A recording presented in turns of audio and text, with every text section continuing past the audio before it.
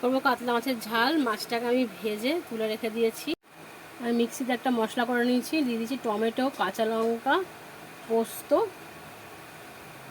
Tomato আর পেঁয়াজ দিয়ে একটা আমি পেস্ট করে নিয়েছি। কড়াই তেল দিয়ে দিয়েছি, দিয়ে আমি কালো জিরে ফোড়ন দিয়েছি। ওই তেলের মধ্যে আমি বাটা মশলাটা, নুন, লঙ্কা, হলুদ দিয়ে দিয়েছি। এটাকে আমি ভালো করে কষে নেব।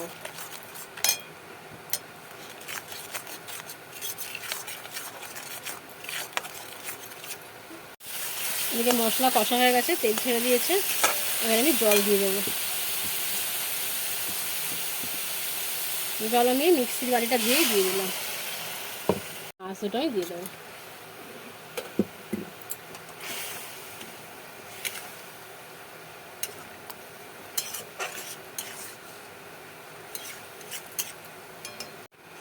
কাতলা মাছের ঝাল আমার রেডি।